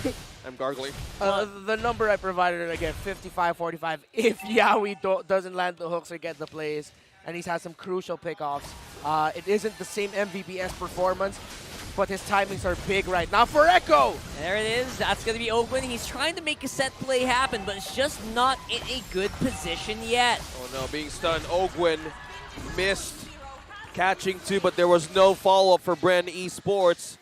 And just that, Echo took one. Ogwin on the second death. Yeah, and this is what I'm talking about also. Again, with the lineup Bren Esports made for themselves, I really thought they'd be the ones wanting to set the tempo with aggression and speedier rotations, but no. Seems like they played the cautious route. They're giving up the store. They're just going to try to get more farm. So what could have been a quick scale for them turned out to be a lineup that's just, all right, let's just buy time for Super Marcos Nathan. Ogwin's actually been dropping the ball in a lot of the sets, and that's problematic here for Bren. Is that also a pun intended? Dropping the ball? A little bit. Being a Kufra. Okay. I like it. He is. You spotted it too, right? Remar. You spotted it too. Bouncing balls. Because again, we were expecting how Bren Esports lineup could be in an aggressive state. It's a Fanny. It's a Kufra. And most of the times, it's just purely your mind being played. If you're Echo, again, a Fanny could be all over the place. It could be all over the map, taking and stealing those objectives. But at some point, they're investing on Super Marco now that he has a Holy Crystal. 3 main items already for Super Marco. But the presence of Sanford prioritized getting, there you that go. Radiant armor. 2 ex-teammates, 2 former world champions as well. Duking it out on top side while the rest of the team is on mid. This time around, is this going to be the engage that Kyle TZ is looking for? Okay, Sanji used now the Feather airstrike. Carl T's just puncturing through. Thorn Rose escaping. Both teams are showing off their own mechanics right now. Yeah, that was a predictive Thorn Rose by Carl TZ. Really thought that because of the trajectory the Fanny was going, most likely he would have flown into the damage of the Thorn Rose, but Kyle TZ said, nah, I'm not going to do that. And what's going to be happening here is Yawi once more finds his target, and Few will actually go down instead of Ogwin, but there's a double kill for Sanji instead. There's going to be the Carl TZ Revenge Assassin versus Assassin matchup. Definitely going to the former. And this time around, it's the GOAT's time to shine. Oh my goodness. Super Marco with the face-off. That was a good punish. And Sanji was just doing a recall right in front of his face. Minion waves. Ooh, will they actually try to end it here? Super Marco, it's going to be all up to him. Here comes Few. He makes it in time. What's it going to be? Is the minion cleared? It is. Carl TC is now on the run. Dodging. Few. The damage. El Capitan. And there it goes. That's the reset there being provided by Bren, and maybe because of some shenanigans being done by Echo as well. Once again, Echo overstayed their welcome. You saw though why they wanted to do that, but Bren Esports, knowing that their job is simple, let's just clear the minion waves. We can clear this fast enough already. Sanji takes down Few. That's mid lane diff right there. Oh, Feather airstrike flicker combo. 4 members back away. Yaoi's on pursuit. Will it be Super Marco though? Echo's going choo-choo right now, straight into the 3 members of Bren Esports. A final flash activated there by Flap TZ is going to be enough to slow down Echo for now, but looks like Sanford's not done with you yet. As he gets the grips on Ogwin, the Kufra will also fall. Super Marco is caught as well by the Storm and Benny Cutie. He could be posed to finish this right here, right now. And that's exactly what it looks like from the World Champions. 1 more member left, Few. Few is still holding it, but now he's not going to make it. Sanji with a double kill now. Echo Express takes game number 3 in a dominating performance. Sanford with a flicker and a grab takes Ogwin, takes the rest of Bren, and now the world champs are one win away from advancing to the lower bracket finals. It was one of those moments where if you're a pro player, you know nothing was gonna happen, right? Sanford, they were getting ready to disengage. Sanford was like, nah, let's go finish this. And people didn't expect it. Bren didn't expect it. And it resulted in a very, very quick end to that matchup. Echo didn't. I think they half expected it. Because even Echo, you saw them, they were walking a bit away. But then Sanford was like, no, I'm flickering in. I'm getting this guy. And he got Ogwen. It forced the response out of Brent Esports, putting Echo in the situation to just win that fight. Flashy plays that requires flashy moves. That is clearly classic Echo. If you have a way, if you're confident enough, go ahead and do it. But at some points, they miscalculated, but at this point, they were winning, and Brand Esports didn't have any kills on the last minutes of the late game. But now, this is the world champs on a match point. Now, let's break things down a bit. Wolf, what happened to this game, and what made Echo stronger than Brand Esports? Mukhang walang momentum dito as Echo breaks it against Brand Esports and take it on game number 3. Paano nga ba nila ito ginawa? Well, dito natin dadaysin yan sa analyst tayo. Nga pala si Midnight. And importante dito na ma-recognize na comfort ito for both sides, pero may inherent problem pa rin. Theoretically speaking, ang lineup ng Brand Esports. Number 1, I would say, ang naging problema dito ng Brand is na ubusan sila ng marksman and they were forced to pick up the Nathan. Now, with this Nathan pick, nagkaroon ka bigla ng early game problem kasi yung ginawa ng Echo is nag-build up kagad sila ng mga Radiant Armors. Nag-rush sila. And it's good kasi dalawang heroes yung nasi-shutdown. Basically, yung damage ni Few, pati na rin yung damage ni Super Marco, ay pwede mong negate. So essentially, ang kalaban mo na lang sa early game is yung damage output na pwede mong makuha mula kay Fanny. Pero ang dali lang din kasi nung sagot yan kasi isang steel leg plates lang yung kailangan or yung puhunan ng mga players ng Echo ay mamimitigate na nila yung majority ng damage output ng Brand Esports. Although these damage sources naturally scale towards the mid and late game, problem is nagkaroon ng bubble yung Echo na parang pwede nilang isipin na itong part ng game na to ay hindi ganun kalaki threat ng Brand Esports. And similar to game number 1 na nakita natin nag-pop off talaga yung Echo, ganun din naman yung ginawa nila dito sa game number 3 na sinunod-sunod lang nila yung kanilang ginagawa. Again, this was because Echo allowed this draft to happen na lumabas yung Fanny pero naubusan ng marksman si Super Marco. Again, dito natin makikita yung mga adjustments coming up from Echo. Multiple Radiant Armors on the side of the Orcas. Lalo pa yung mga frontliners. Nandyan si Yawi, still leg plates and then rushing yung dun sa Radiant Armor. And si Sanford, yung kanyang Dominance Ice and then Radiant Armor mitigates the attack speed coming out from Nathan and actually pati na rin si Pew. And of course, yung multiple instances ng magic damage na nanggagaling sa mga skills ni Pew, pati na rin yung attack ni Super Marco. And essentially, this was a replication of game number 1. Ang ganda ng backup pa rin ni Sanji kay Yawi. I would say 10 out of 10 performance as the Farsa from Sanji alongside the Franco of Yawi. Napakaganda ng kanilang connection, yung Feathered Airstrike connecting on the backline. And na-abuse nila yung isa pang weakness ng lineup ng Bren. Walang natural frontliner yung draft ng Hive dito. And Echo just persevered through. Parang sabi nila, okay, wala kayong frontliner. Si Sanford, inaabuso niya yung factor na yun kasi sobrang tapang nung kanyang glue. Replicating what Flapteasy did on game number 2. Hinaharapan niya lang yung heroes ng Brand Esports and also pati na rin si Carl Teasy. And that allows more room, more wiggle room on the backline. Kumbaga, wala masyadong problema si Sanji at si Yawi. Kasi every time na tatalon si Kyle Teasy, nakahanda dyan yung mga kagat. If kita nila yung Fanny sa mapa, willing naman si Yawi i-commit yung kagat dito on other heroes. Basta na-hook, nandoon yung follow-up. Kaya naman makikita natin Sanji rito dealing the highest damage out of this game. And mengikuti had a fantastic time farming in this game. Napakataas ang kanyang GPM. And siya rin kasi yung late game insurance. And ang naging problema ng Bren, hindi na nga naging late game insurance. Umabot kagad tayo sa point ng late game ng Echo under 15 minutes. Kumaga naramdaman kagad nila yung effect ng carry in this game. Kasi lahat ng pumapasok sa side ng Brand Esports quickly melts down to the damage output of Benny QT. Pero again, very important dito yung presensya ni Farsa on Sanji. Napakaganda ng kanyang naging performance, yung kanyang macro sense na minsan may mga time na sige, hindi natin clear yung mid-wave, sama ako kay Yawi. Or lagi naka-push out yung mga minion waves and then nakaabang yung kanyang feathered airstrike. Hindi nga lang pang KS, hindi lang pang takedown ng heroes. Minsan, pang haras pa. Kasi kapag nakaharas na yung heroes, bumababa yung HP ng Bren Esports. And kahit pa sabihin natin hindi namamatay, ang dami kasing threat kasi ang dami ring pumapasok sa side ng mga Orcas. Nandyan si Carl TZ na minsan nagki-clean up din. Pero majority ng kills na nakuha ni Sanji rito was just the closer for Echo. Basta na-hook, nandyan yung follow-up and of course yung kanyang commitment ng mga skills.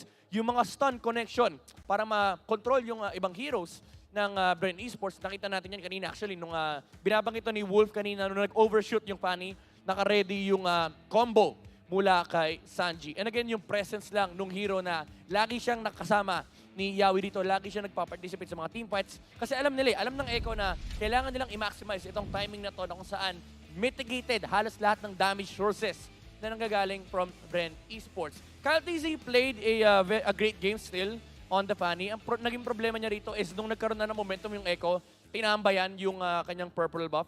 Naglagay ng bootcamp yung Echo do sa purple buff nung Fanny kasi purple din daw yung kulay ng logo nila. Pero anyway, Bren Esports, hindi na nila natulungan yung Fanny in a way kasi ang dami nilang kailangang isipin. Although meron silang Arlot, they have potential re-engage on Flap TZ. Main problem is, ang hirap lapitan ng Echo. Lalo pat ramdam ng Bren, kahit sinong lumapit sa kanila, nagko-commit kagad sila heavily with their resources. Hindi nagtitipid yung Echo. Pati na rin sa pag-invade ng purple buff, kung kailangan mag-clash, magka-clash tayo dyan. Kasi ang importante is, mas-shutdown natin yung Fanny. Again, mitigated na nga yung Julian, pati na rin yung Nathan. The only condition left for Echo to check on their checklist is mas-shutdown nila yung Fanny ni Kyle TZ. Even though nagkaroon siya ng magandang turtle steal kanina, nakuha niya yung kill dito kay Carl TZ, it wasn't really enough. There was such a massive lead on the side of Echo that they can just push through. And remember, they still had the carry, so may late game backup pa sila. Binabagit ko kanina na nakakuha ng kill si Kyle TZ. It felt like baka magkaroon tayo ng reset, pero again, Sanji with an amazing performance on the far side. Nahuli niya si Pew dito with a flicker under the feathered airstrike. Mind you, ang hirap i-sequence nun.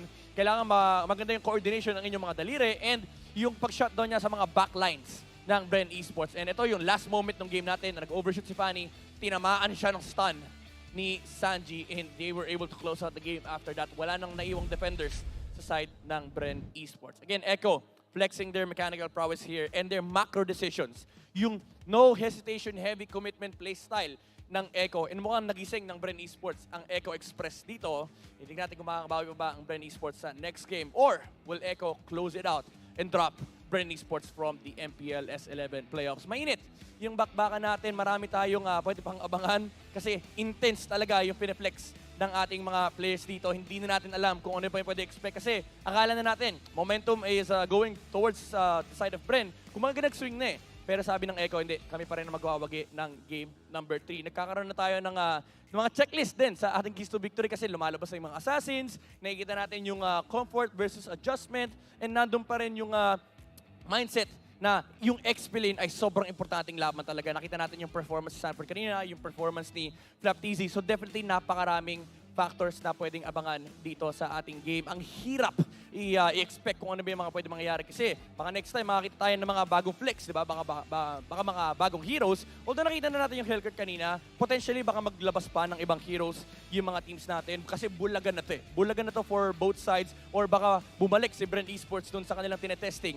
na Florin pick. Hindi natin alam. Pero dito natin makikita sa Keys to Victory, ayan yung identity ng Bren Esports na channel nila kanina nung game number 2, yung channel your regular season success. Pero both sides naman nag-utilize din ng Assassin Hero Pool. Pero benefits yung tank jungler na ginagawa ni Carl TZ for Echo kasi nagkakaroon sila ng Assassin flex, comfortability pero nandun pa rin yung flex kasi nga medyo utility ang datingan for Echo. It is aggression versus aggression. Depende na lang kung sino makakuha ng momentum. And again, yung adjustment nagiging very important dito sa game na to. Marami pa tayong pag-uusapan pero bago ang lahat, kausapin muna natin si Odin kasama ang ating mga fans sa venue.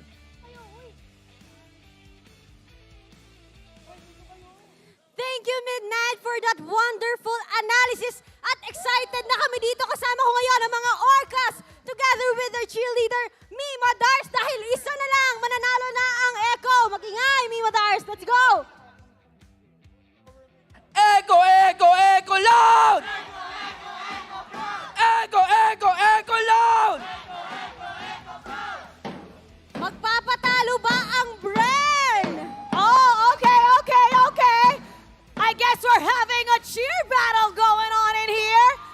Alright, kailangan natin yung cheer number 1 na baon nyo. Are you ready? Yes, ready.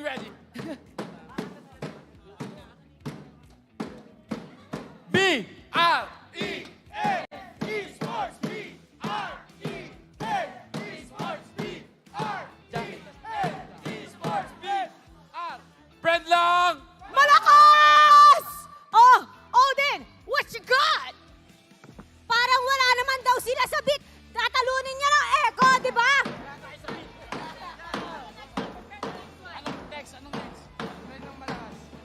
Echo!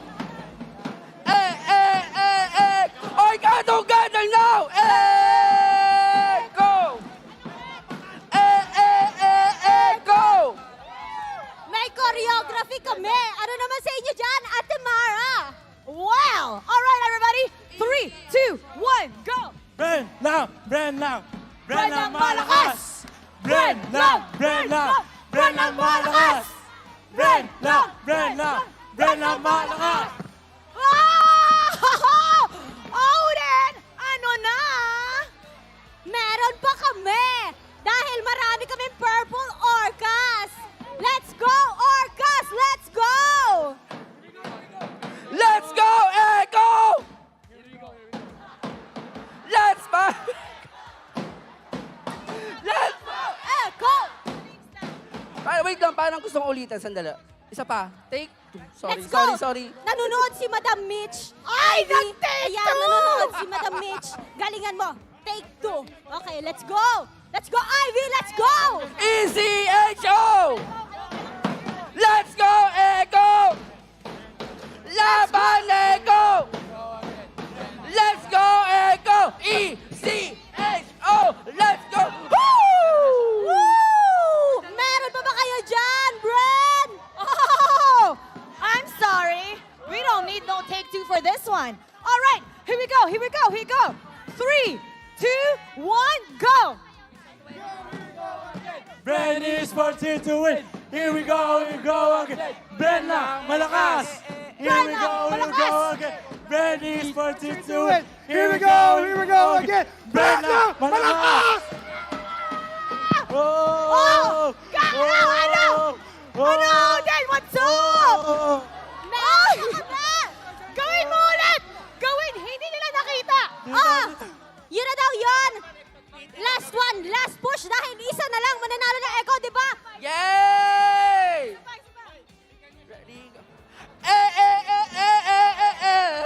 Echo loud! Echo proud! Echo loud! Echo proud! Echo loud! Echo proud! Okay! 3, 2, 1, go!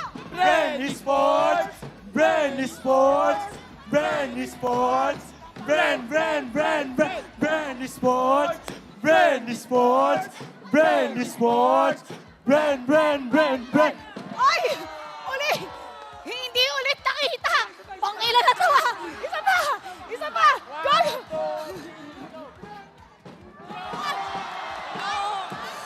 Oh! Meron kayo niyan? Meron kami yan! Andito si Mima Dars! Let's go! Ay, lika! Labanan mo! Hindi tayo magpapatalo dito! Let's go! It's your time to shine! Kantahan niyo! Ano to? Echo. Let's go, Echo! Let's fight! Let's go, Echo! Let's fight! Let's go, Echo! Let's fight! Let's go, Echo! Let's... Echo! Isa na lang mananalo tayo! Woo! Hindi na uubusan ng cheer. How about Brand Esports? Okay. Show us what you got. Walang sino man ang nabubuhay para sa sarili lamang. Walang sino man ang namamatay para sa sarili lamang. Feeling ko nauubusan na sila. Wala na yan! Ubus na ba kayo? May Ubos! pera. Ubos! Meron pa daw kaming 45.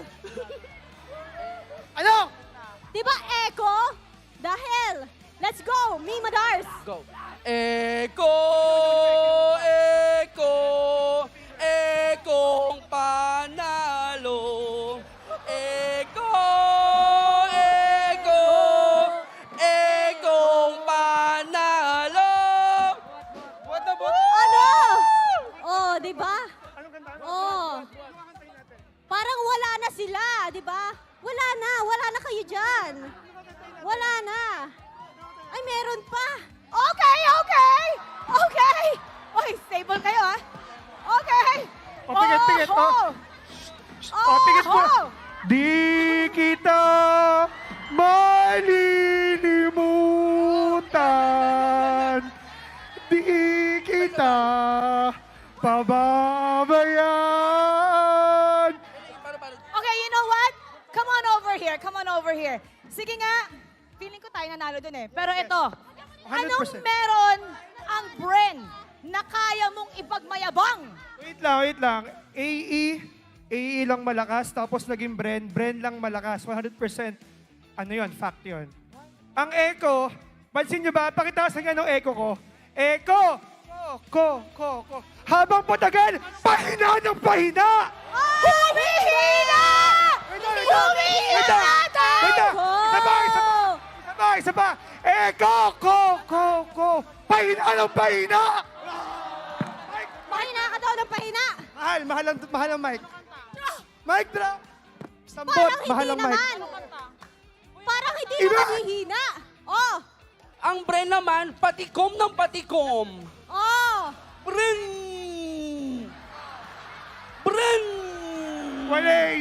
Walay! Nawawala! Walay! Pero ang echo, Walay. Echo! Buo! Let's go! Oh, ayan, oh. Yun daw kayo, oh. Yun daw kayo. All right. What you have to say? Well, kung walang Carl, walang world champion dyan sa kanila. Tama? Oh, saan ba nagaling si Carl? Saan ba galing si Carl? Saan galing si Carl? Saan galing si Carl? Saan galing? All right, okay. Kaya nga natin pumunta sa casters. Grabe yung energy natin. Sabay-sabay natin sabihin na 1, 2, 3, casters! Pasok! Thank you so much, Mara and Odin, with an amazing crowd cheer battle that went throughout of everything. And just to go back on just what happened, the energy is off the roof, ladies and gentlemen. It's off the roof. I cannot fathom what I just saw.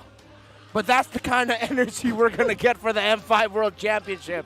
I'm just glad we have medics on standby. I'm very happy that, we have a lot of security here. Yeah.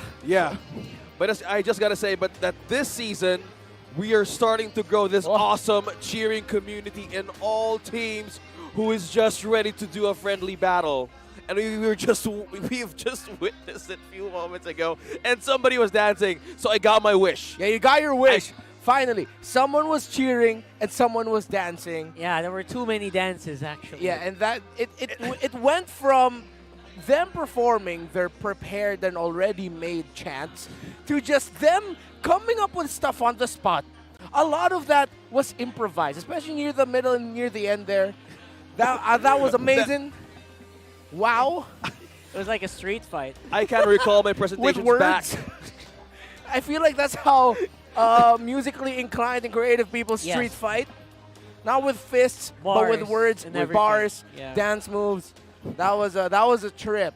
I'm not dead, right? No, you're not. Like I didn't die and I woke up in a different. Rockhart. They pinch me. I'm alive. Okay, I didn't die and like, go off into a different universe. All right. It felt like I was flying there for a moment. It gave What's happening? It felt unreal. Those were the flashbacks of your grade school last-minute performances. Yes, yes, exactly. That's what I remember those from. Yeah. Or those performances when you're like 7 years old and your mom goes up to you, hey, son, so Your we're fighting classmates out for pushing like, you in front. Yeah. Do something, do something. do something. There's a 1,000 peso prize for the best dance. So, son, you're going to go dance and sing.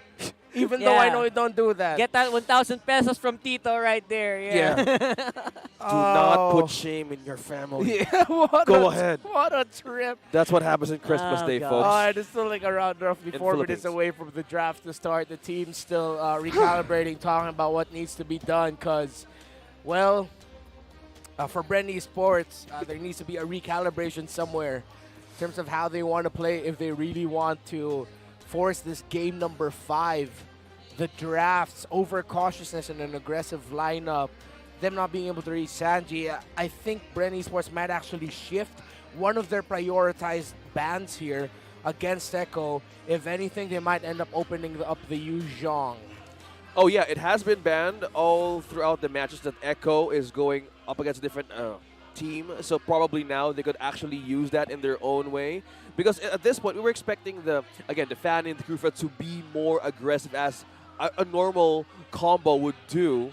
So maybe now, if instead of being cautious with Echo now being on match point, maybe they just need to go all in. For me, it is going to be maximum comfort for Brenny Sports. If they have to be on maximum comfort, because we saw Kyle Teasy, I have to be honest, he was kind of slipping there. He slipped with more than a few cables in that Fanny, which should not happen. And for that to not happen, you need to be in a hero where you're super duper comfortable with and make it happen for Brent. Something tells me that they set up that Fanny really good. And it has been banned in game number 2, so possibly they were trying to give out the comfort picks. Who knows? And in Kyle Teasy's hero pool, Lancelot could still be used. What more possibilities could show here, Ren? Or what would be the possibility for Kyle Teasy to be utilized here in this game? Like in terms of his heroes? Yeah. Well, I think we already saw a good amount of it. If we're talking about possibilities, we're talking about his hero pool. Yeah. Helkert, Hayabusa, Fredrin, Lancelot. Martes. That's why I think Echo is actually prioritizing taking Lancelot away from Kyle Teasy. And at the same time, it's just the presence of the Franco alone should have been, the fact that it was open, should have been enough sign that a Fanny might not have been the best pick.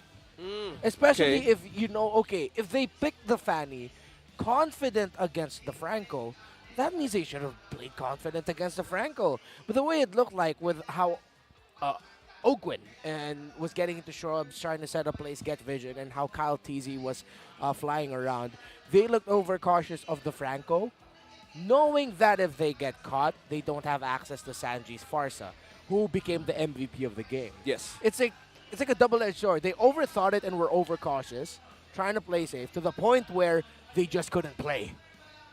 It was a hard game. It was a really hard game for Kyle Teasy to bounce back. And then just how our cameras are pointed out in the two amazing junglers of Echo and Bren Esports, but just on the player head-to-head.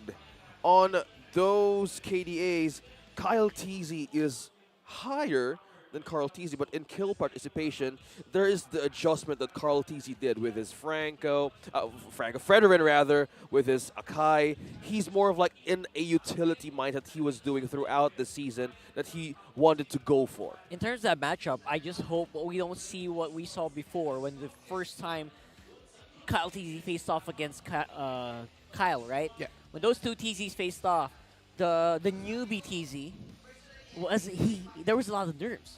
And here in the playoffs, in the regular season, obviously we saw a better Kyle TZ. They dominated the regular season. But here in the playoffs, it's like Kyle is back in his shell. He's back into the old kid that used to idolize Carl TZ here. Yeah, it's strange how Bren Esports changed going into this playoffs. It also feels like partly that with how they're drafting, based on what we saw in their performance and their drafting style against Blacklist International, they feel like a team with a lot of ideas, that they want to do a lot of things. There's a lot of possibilities in terms of which hero goes where and how the draft order will go, that because they want to do so much, it seemed like they're overwhelmed by their own potential in drafting and hero picks. And all of these are actually on the shoulders of that guy right there on your screens, man. Yeah. So much weight on the shoulder right now of you as we are starting to slowly descend into the draft. What must it feel like to be at the helm of a team that you need to force these 4 players on your left and on your right to perform at their maximum against the world champions? That must be something.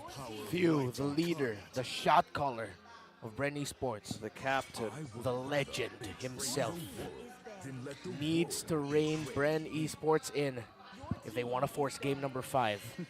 And let's see if there are any adjustments. The Yuzhong, still banned.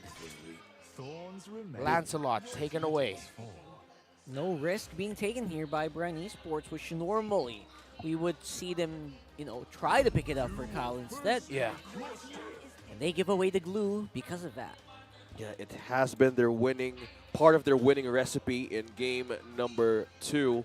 And going to the hands of Echo once again. They're not changing what's broken, but now Fredrin and Eve right off the bat picks. I like it. Very optimal picks here for Bren. Oh, look at the speed of the draft right now. These 2 teams are feeling it right now. This is on normal speed, 24 FPS, and you're looking at the right time, ladies and gentlemen. They're not wasting any second. Pro players count skills, OSX counts frames. Yep.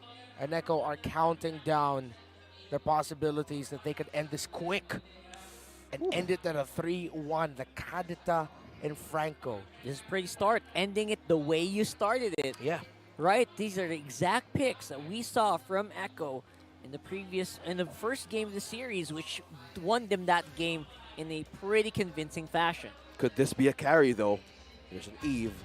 Will this be the prio pick of Bren Esports before they head in for the second phase of banning? But no. It's a Grok. Ooh, that is something new. A Grok that will either go to Flap TZ or Ogwin.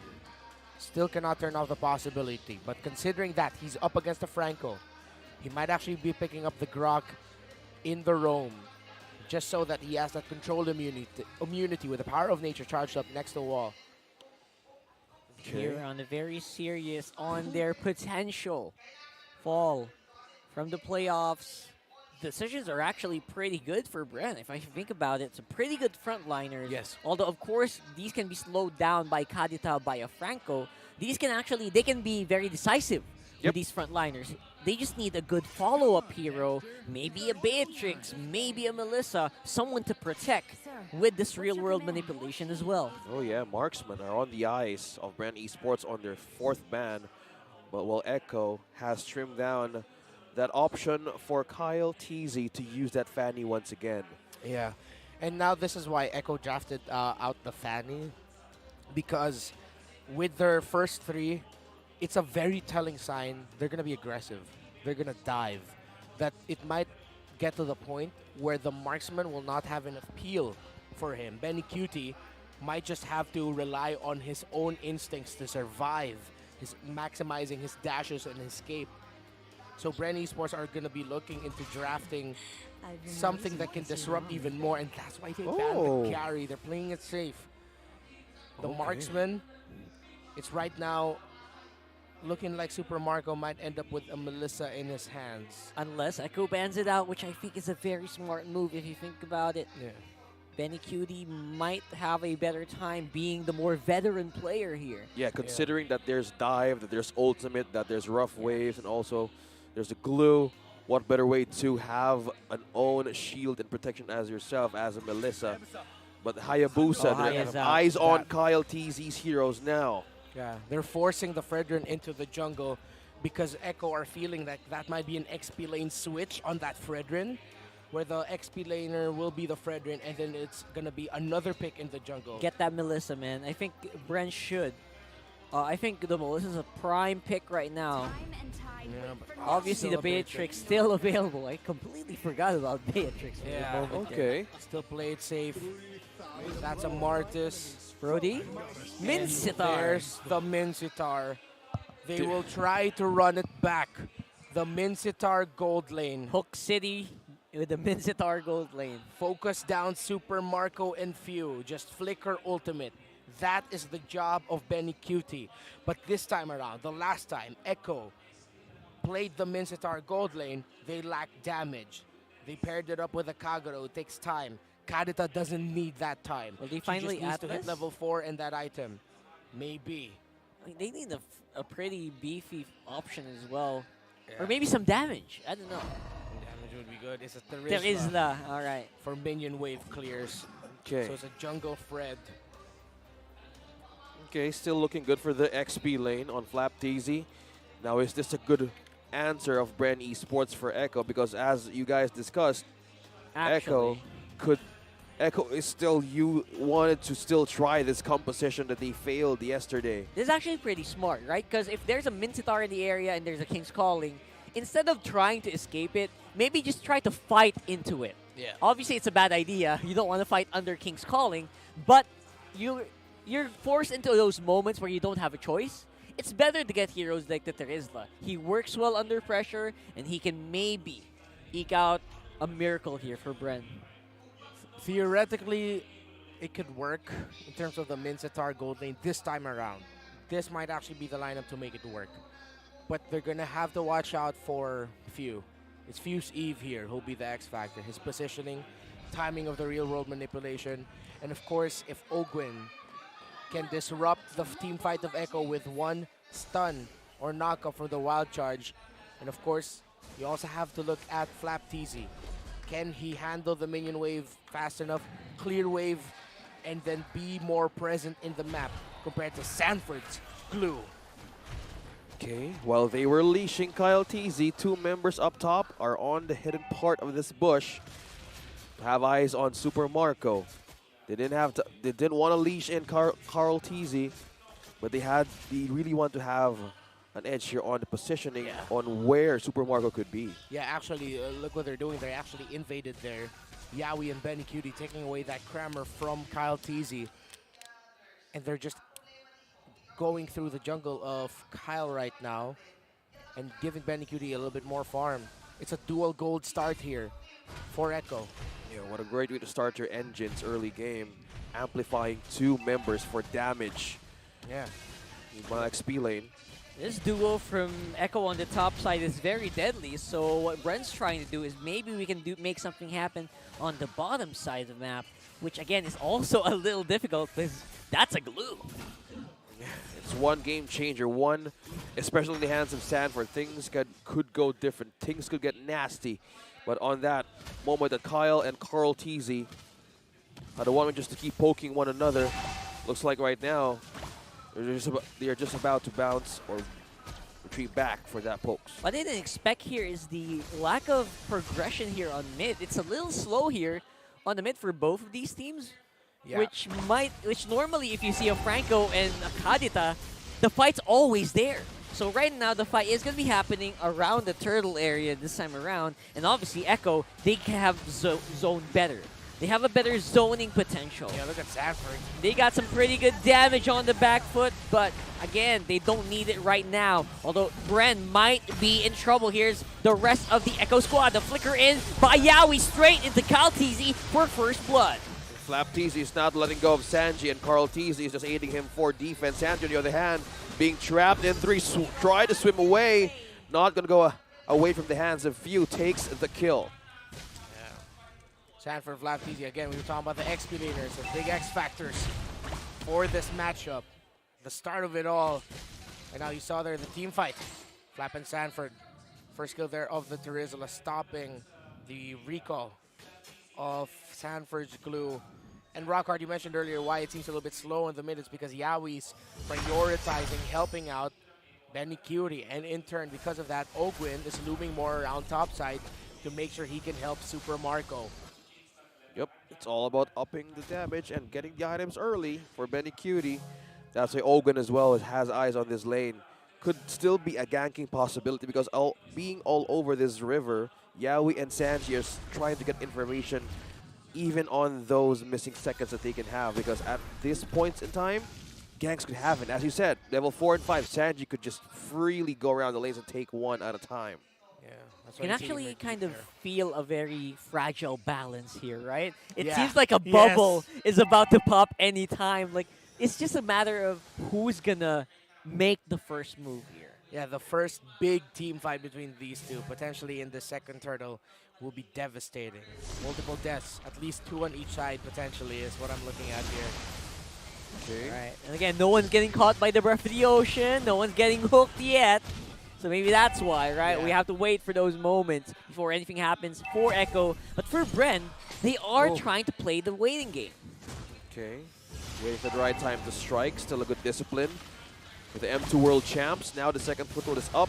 Carl Teasy and Sanford trying to pull one in. Flap Teasy, though, in the middle. Oh, seems to be very happy to go and take it with a penalty zone. But Carl Teasy will still secure the first turtle, or second turtle rather, of the game. And we do see that Bren is starting to have second thoughts here. Echo, they're starting to really dominate and snowballing into this fight. And this is exactly the fight that you're looking for, Reptar. You mentioned it, Rockhart. The bubble could burst anytime, and there it did. At least 2 deaths per team. Sanford and Yowie fell. In Bren, they lost more. And it was a late entry by Beniguti to the back line of Bren Esports with a King's Calling, securing a double kill for himself. That really put the exclamation point in that fight in favor of Echo. Yeah, the close encounters right in front of Beniguti. Hook will miss. They just in par on getting that Lethal Wanderer in. Regen, Kyle Teasy is on with the movement, but they haven't spotted Yowie yet. Just at a point, they're going for the laning, but this is just Yowie looking for the right time. That's Bloody Hunt connecting to Kyle Teasy. Oh, there it is, and that's going to be, I think, Kyle Teasy going down again. Before he can do anything in the fight, he is taken out by Bren, and by Echo rather. And it's going to be Yowie, who's on position. He's on the conceal. Ooh. He misses on the hook. Sidestepped by Super Marco. Item update, Beniguti with a Demon Hunter sword already on this Mizitar. Hooks back Ogwin. Look at the damage of the Ogwin. Oh boy. Beniguti. Walking down the rock. This is why you pick up that Mincetar gold lane. Oh my goodness. Yowie's on the bush. Hook Damage City. by the Yowie. Hook right in. City. And there it goes. It's a good cancel with a wild charge, but they're locked in. And there it is. That is the reason why we are looking at Mincetar gold lane for the second time in this tournament. Oh, Sanji managed to outlast and outplay. Regen. Passive helping him out there. All right. Oh, Benny, look at Benny. Oh, that was a beautiful flicker out, but in the end, it was actually Mew who was in trouble. And there's the counterattack as well. Coming in from both of these teams. It's a slaughterhouse here, ladies and gents, at 6 minutes in the game. We will see that Yowie is boxed in. He's got nowhere to go. Kaltizi, though, he's going to be able to take him out. Sanji, will he have enough damage to clean it out? He does not have the rough waves. Oh, sidestep by Ogwin. San Duo coming in right in the turret. Ogwin still my lives. goodness. It ain't Ogwer till it's Ogwer. Ogwin yet again surviving. Well-timed stun with a wild charge. And that was just the second time. Look at that. Ultimate dropping into Sanford, still sustaining. Kyle Teasy, Appraiser's Wrath. Still survived it, though. Yeah, with all of the scraps that we saw topside, Echo secured the last turtle of the game for themselves comfortably. And now Beniguti is in the bottom lane alone. Again, I mentioned it earlier, this is the draft to make this Mincetar gold lane work. And so far, it's working. But Bren Esports, they can counter-punish. They just really need to watch out in time for their entry because Beniguti playing with his hero, doing his signature late entry play is devastating for Bren. Oh, they need to have the good sight here on who's to catch on Echo. Meanwhile, down bottom, there could be a trade here. But no, Kyle Teasy versus Carl Teasy still doing it. Out in the middle. Yep, Battle of the TC still. No assassins available. But they are actually very, very deadly still. Okay. Oh, they couldn't get the hook in. No, it was Too many hooks to watch out for here if you're Bren Esports. Yeah, there's 2 hooks and 1 mermaid submerging into the land, and that's just burst right into your land. Sanji, glad that he's not up against those 2 fishermen. But right now, it works very well for Echo. And that's why, again, Bren Esports are so cautious with their lineup, with how they want to play this. counter punch will be their key. Or a surprise setup coming in from Ogwen. Set up for a nice real-world manipulation. Set up for Super Marco. Setups on setups. But is it them starting or them countering? The timing of the setups for Bren also is what to look out for. But because of this, because of the lead, because Bren knows that if they lose here, it would be devastating, Echo will rush the Lord, get it without a problem. And there's the hook. It's going to be go time here, folks. There goes the penalty zone, but it is a huge Rough Waves combo here. Ogwen with the knockoff. Echo still standing strong. Ogwen might actually be in trouble. He goes down. That's a double kill for the GOAT. Make it a triple for Carl TZ. Decimated was the lineup of Bren, the young GOAT. 7-0-2. Again, perfect entry by Benikuti on the Kings calling Mincetar. And of course, Sanji with that knockup, Breath of the Ocean. 3 of them is what he got. Kyle TZ being hooked in. Oh, there's so many hooks, there's so many grabs for Echo. With that point happening all over again, you need to have a good defense to hold the line. And as you said, who's going to react first? Will they overload Echo to make those mistakes happen? And that's where the time to strike back. This game might be going way too fast. Way too fast for Bren's comfort. They want to slow this down, make it an even trade. But so far, Echo, they're actually ahead by quite a lot of gold. 8,000. Struggling is this Beatrix against the Mincetar.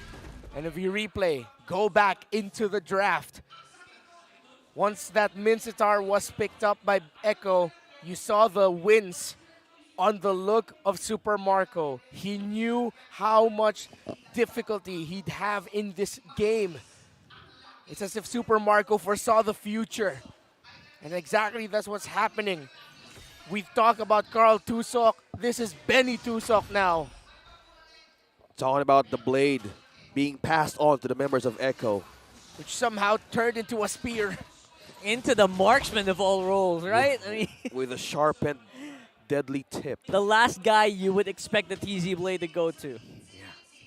Benny QTZ. Benny Q Tusok. Is this the evolution from TZ to QD? But at the end of the day, he is still the Storm King of Echo. And Bren Esports, all they can do is watch, try to get vision as the world champs are creeping closer and closer to victory. Benny Cutie has rapid boots. No, that's crazy, man. Imagine how fast. Boots. This is his thing. He will just late entry time and time again. He will run, he will flicker, he will ult, and he will kill. Classic Daddy Benny. And that is the threat now that Brent needs to see. They need to catch, they need to isolate. They might need one here to go down. Orange will go still to Kyle TZ. But this might be the calm before the storm, ladies and gentlemen. This could be the big lull before the big Lord fight. And it can be a coin toss right now, but right now Echo seems to be the one who wants to take charge. Yeah, Kyle TZ and Few and Flap are the only one here could actually hold off some damage. But right now we're talking about how damage can go up against Echo. Almost half. Oh my goodness! And Yawi is not letting him go.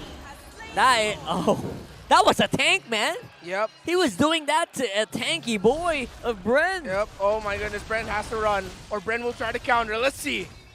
Now he's trying to close in with the wall. Nice movements here from Sanford. He's gonna pull back Kyle TZ. On the back, Super Marco is actually pretty far away while they're whittling down on the HP of Ogwen in Kyle. That might be trouble. Sanji's able to swim away before he goes down. But then again, Echo's just waiting for the Lord to get the into play. ultimate of that Kanata. Save the life of Sanji at the right moment. Bro, this Mincetar. Oh it my hurts. goodness, he hurts like a truck. It's pain. It's so much It's a pain. hook. Oh, there it is. That's Ogwen. He goes down before he can do anything. The penalty zone goes down for Terizla. Flap TZ doing as much as he can to counter the pain that is being given to them by Echo. That's not going to be enough to slow down the Echo Express. Right now they're still holding through their last tier turn in the mid. Who is going to be the first target here? Who is going to be the target now? It's going to be... Oh! Kyle TZ falls down in the hands of the GOAT. Make it 2, and that is few. Echo still gaining that one. Time is ticking for Bren. Number 1 in the regular season. Here in the playoffs on the brink of elimination. Flap DZ tried to make a play happen, and Super Marco takes a pick. It's a 4v5. It's a 4v3 rather. Few 10 seconds. Kyle TZ and Nate. Here comes Echo. They want to go for the photo finish. They want to go. They want to go all in. No more wasting any moment, any second. Ogwen still holds the door. Still holds the base safe. Trying to clear. And they still waiting for another chance here. Bren holding on for dear life here in the playoffs. Echo backs off. Look at this build on this Benny Cutie. Sight, sword, staff, roar, talker, and rapid boots. Run for the hills if you want to, but he's gonna catch up to you for sure. Oh man.